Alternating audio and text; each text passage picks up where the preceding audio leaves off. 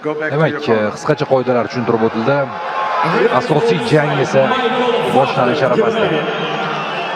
Ha do'stlar, ushbu qarama-qarshilik 80 kilogramm vazn toifasida bo'lib o'tadi. Bilasiz, Hotanbek Boynazarov yarim o'rta vazn toifasi 77,1 kilogrammda faoliyat olib boradi.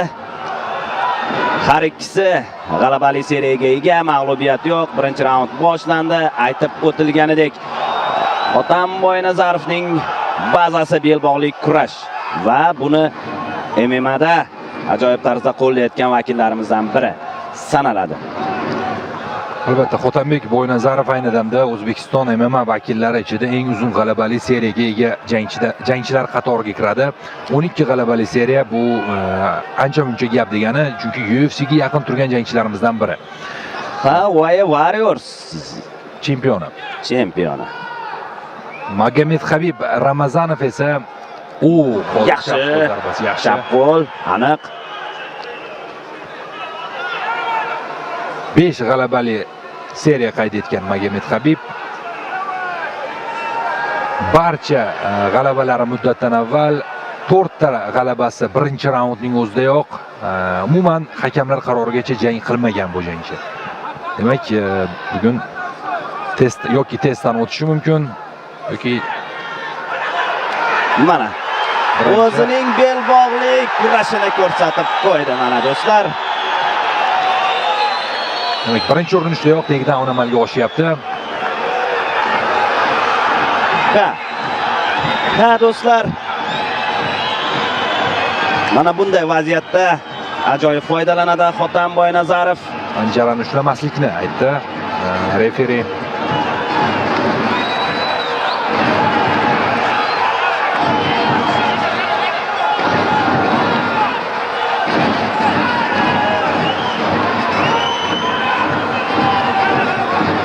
Nazoratni amalga oshirishga harakat qilyapti Hotanbek. Biroz qiyin bo'lyapti albatta.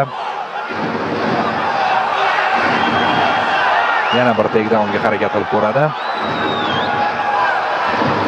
Chiqib ketdi albatta Ramazonov. Hotanbek Boynazarov Hamza Chimayevning sparring partnyor hisoblanadi. Buni ham eslatib o'tamiz.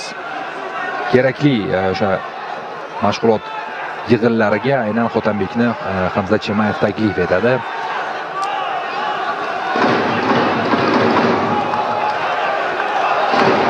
Ehtiyot bo'lish kerak. Yaxshi. Navbatdagi takedown amalga oshish arafasida bo'ynini berib qo'ymaslik kerak. Gilotinaga o'tib ketish arafasida yo'q. O'xshamaydi bu yerda gilotina. Hotanbek hammasini to'g'ri qildi. Yon tomondan nazoratni amalga oshirishadi. Bekmountga o'tib ketyapti. Boynazarov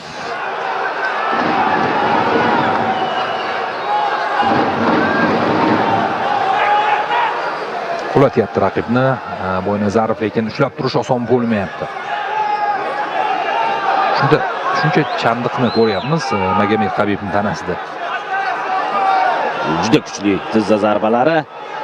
O'sha Warriors chempionlik kamari uchun jangda ozarbayjonlik Tohir Abdullayev bilan ham jang xuddi shu ssenariy ostida kechgan edi do'stlar.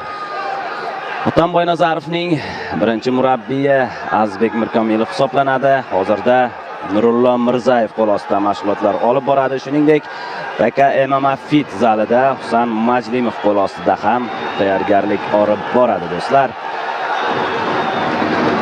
Klinch holatida tizza zarbalarini yo'llayapti Hotanbek.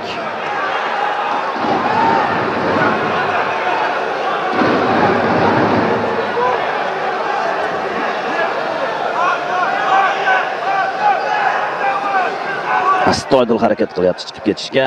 Ramazonov yaxshi nazoratni amalga oshiryapti. Boynazarov umuman olganda Boynazarovlar polvonlar sulolasi sanaladi. Bekmount qiyin holatga tushiryapti raqibini. Hotanbek. Zarbalar kerak, mana shunday zarbalar. Bo'g'ishning imkoni bo'lmayaptimi? Zarbalar yo'llayverish kerak.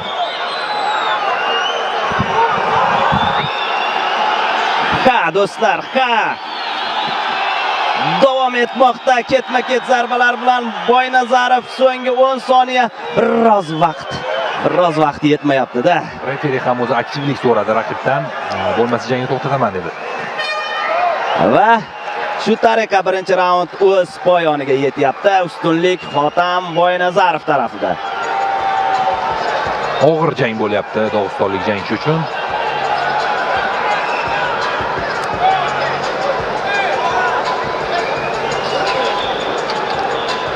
Takroriy lavhalar namoyish etishadi. Boshida zarbalar ham o'tdi yetarlicha. Hotam Boynazarovni ushbu jangga tayyorgarlik ko'rish jarayonida bir qator belbog'li kurash vakillari ham yaqindan yordam berdi. Jumladan o'sha jahon chempioni Husniddin Ro'ziyev,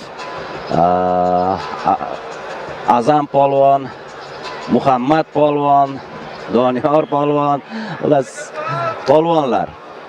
Asilbek Muhammadjonov, Asrorbek Anvarjonov, ba'zilar qolib ketgan bo'lsa aybga buyurmaysiz.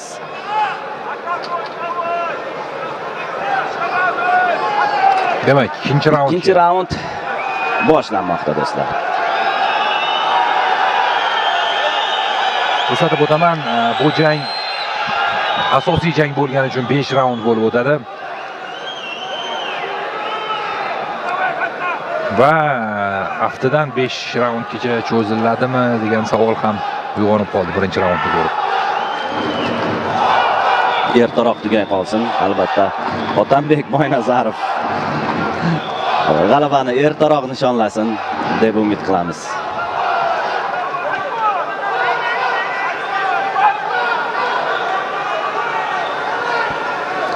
Yuqoridagi fikrimni tugallab qolaman. Boynazarovlar polvonlar sulolasi sanaladi. Ukasi Odilbek Boynazarov takedown. Ko'pkari, ya'ni uloqchi, otasi ham Ne'mat polvon, yanglishmasam agar. Mana shunday polvonlar sulolasidan. Va ikkinchi raundda ham jang parterga ko'chyapti. Ustunlik hamyurtimiz tarafida. Zarbalar bilan davom ettiryapti Otambek Boynazarov ushbu holatdan.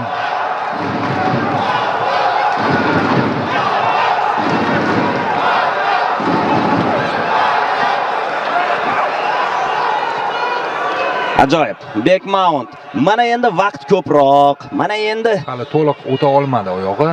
O'tkaza olmadi. Ramazanov qoldi.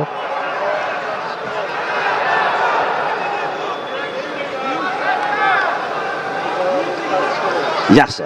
Kerak mana shunday hammer fistlar. Yo'q, bermaydi.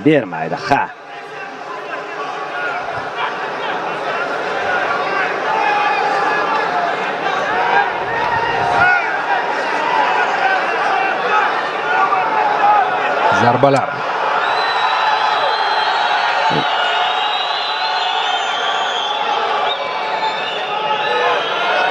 Hozir pozitsiyani yaxshilashga Kimurami? Otambek va Kimuraga olmoqda va jang o'z poyoniga yetyapti do'stlar. Ajoyib g'alaba. Otambek Boynazarov muddatidan oldin Kimura bilan jangni o'z yakuniga yetkazyapti. Do'stlar, albatta ushbu ajoyib g'alaba bilan tabriklaymiz barchani. Eng qizig'i, raqib taslim bo'lish belgisini bermagan ekan va norozi bo'ldi referidan hozir jangni to'xtatgani uchun. Referi esa menimcha qulog'iga "Men seni sog'lig'ingni o'yladim" deb qo'ygan bo'lsa ajab emas. Do'stlar, mana takroriy lavha kuzatamiz. Qani? Mana Kimuraga o'tib ketayotgan bir palla. Kimura mana baqirgan ekan. Baqirgan, lekin mana norozilik bildirgan, hozir ko'rasiz. Taslim bo'lmagani uchun, aynan taslim bo'lish belgisini bermagani uchun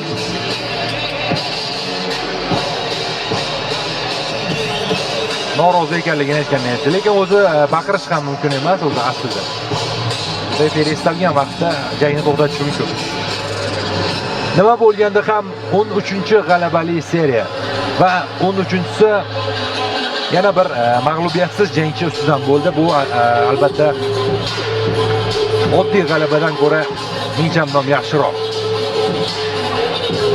Ha do'stlar, Mangu ligasining ilk turniri mana shunday yuqori notada yakunlanyapti do'stlar.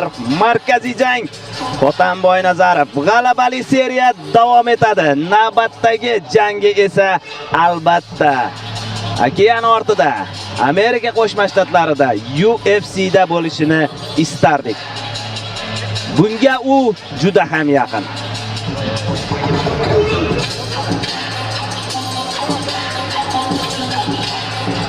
Mana Nurullo Mirzayev, Feruz Usmonov. Markaziy jang g'olibi, победитель главного boya вечера O'zbekiston Andijon Hotabek Boynazarov.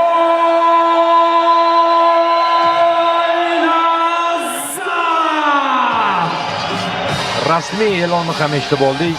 Hotabek Boynazarov asosiy jang g'olibi. Mana raqib